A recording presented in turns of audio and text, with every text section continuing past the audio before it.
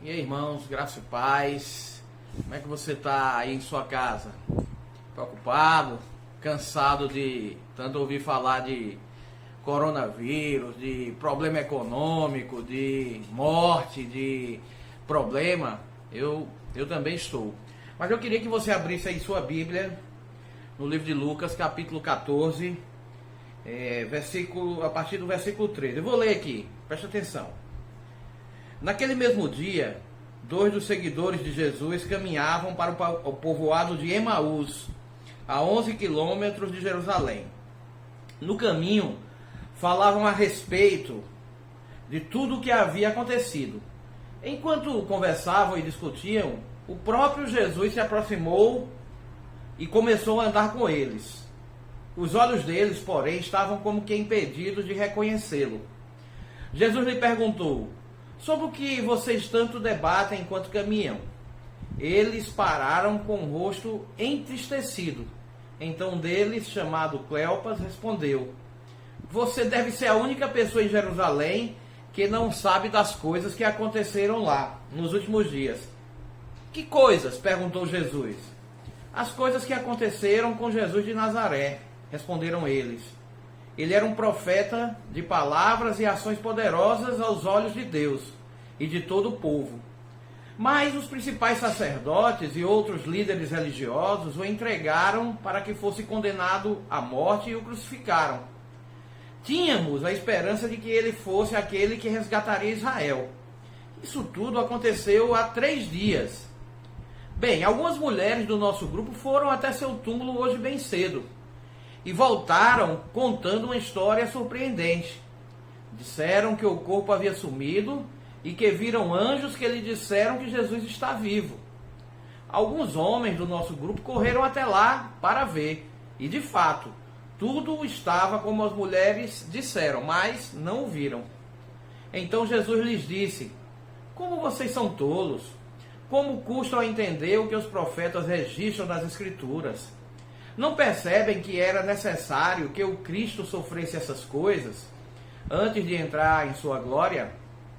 Então Jesus os conduziu por todos os escritos de Moisés e dos profetas, explicando o que as Escrituras diziam a respeito dele. Aproximando-se de Emaús, o destino deles, Jesus fez como quem seguiria a viagem. Mas eles insistiram: fique conosco essa noite, pois já é tarde. E Jesus foi para casa com eles. Quando estavam à mesa, ele tomou o pão e o abençoou. Depois partiu e lhes deu. Então os olhos deles foram abertos e o reconheceram. Nesse momento ele desapareceu. Disseram um ao outro: não ardia o nosso coração quando ele falava conosco no caminho e nos explicava as Escrituras?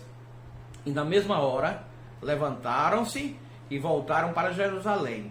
Ali encontraram os 11 discípulos e os outros que estavam reunidos com eles, que lhes disseram: é verdade que o Senhor ressuscitou. Ele apareceu a Pedro.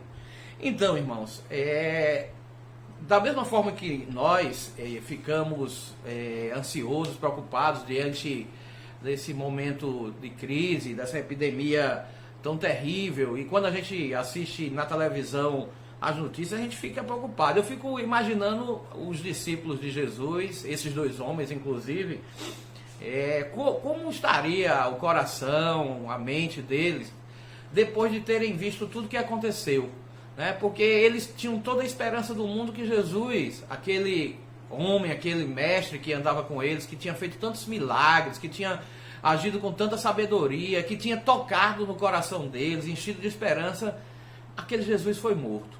E eu fico imaginando como na cabeça dessas pessoas o sonho tinha acabado, tinha sido tudo um engano, aquilo que eles haviam acreditado tinha se perdido, e Jesus tinha sido morto, provavelmente eles também seriam perseguidos, deveriam acontecer coisas ruins com ele.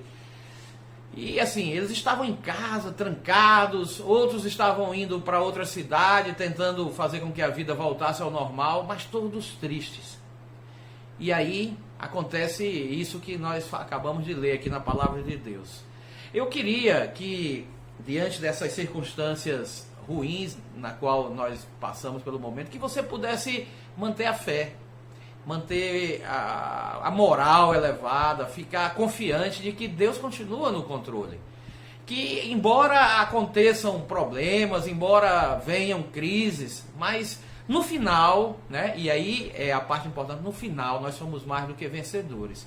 Às vezes a gente fica muito fixado no problema, fica olhando para o momento, para a ocasião, para aquilo que nós podemos fazer, nos desesperamos, não vemos saída, parece que tudo acabou, mas no final a palavra de Deus nos garante que nós somos mais do que vencedores. Esse mesmo Jesus que morreu, Jesus morreu, ele ressuscitou e ele disse que estaria no céu preparando lugar para nós. Isso não mudou, continua da mesma forma. Então, para cada um de nós, para mim, para você que cremos no sacrifício de Jesus, naquele sangue que foi derramado na cruz por nós, não muda nada. Deus continua no controle. Jesus está preparando o lugar. Na realidade, o lugar já está preparado, o paraíso existe, Jesus está lá e nós vamos para lá. Então, ainda que aconteçam problemas, ainda que até alguns de nós venhamos a morrer, mas a nossa morte não é o fim, né? Nós vamos para o paraíso, vamos ficar eternamente na presença de Deus. E um dia quando aparecer o novo céu, a nova terra, a nossa vida vai ser restaurada. Nós vamos estar na presença de Deus eternamente. Vamos estar num lugar onde não tem choro, não tem dor, não tem doença, não tem pecado, né? Não tem pecado. Todos os pecados já foram perdoados, a morte de Jesus expiou o nosso pecado. Isso vale para mim e para você. Então não fique triste, não desanime, continue, né? Continue perseverando, leia a Bíblia, ore, né? Faça a obra de Deus na medida do possível, use as redes sociais. Deus vem, talvez você não tenha pensado nisso, mas Deus vem preparando a internet, que a gente muitas vezes achava que só tinha coisa ruim, mas aí, como agora, através da internet nós podemos falar com os irmãos, ver os irmãos, levar a palavra de Deus, ouvir louvores, né? Então use a internet para alcançar seus parentes, familiares, as pessoas que você tem na sua lista de contatos, fale de Jesus, mantenha a moral elevada, fique alegre, confie que no final nós já somos mais do que vencedores e nós vamos estar na presença desse Jesus maravilhoso. Aqueles homens não conseguiam enxergar isso. Foi preciso o próprio Jesus vir falar para eles que tudo isso estava escrito, tudo isso estava previsto. Foi preciso o próprio Jesus vir e animá-los. E nessa manhã, nessa noite, não sei a hora que você está vendo esse vídeo, eu quero fazer a mesma coisa, usando a palavra de Deus. Quero que você entenda que Jesus, ele foi preparar lugar, ele é o primeiro entre muitos, e que nós estaremos com ele, que nem a morte, nada pode nos separar do amor de Deus, e que ainda que caiam 1000 à nossa direita, 10.000 à nossa esquerda, nós não seremos abalados, estaremos sempre na presença do nosso mestre. O nosso Deus é mais do que vencedor, e nós somos vencedores com ele. Então confie, não desista, não desanime, continue buscando a Deus, continue firme na palavra de Deus, no caminho que você escolheu de estar na igreja de Cristo. Continue, vá à frente, aproveite o momento da crise para crescer, não desanime, e que Deus nos abençoe.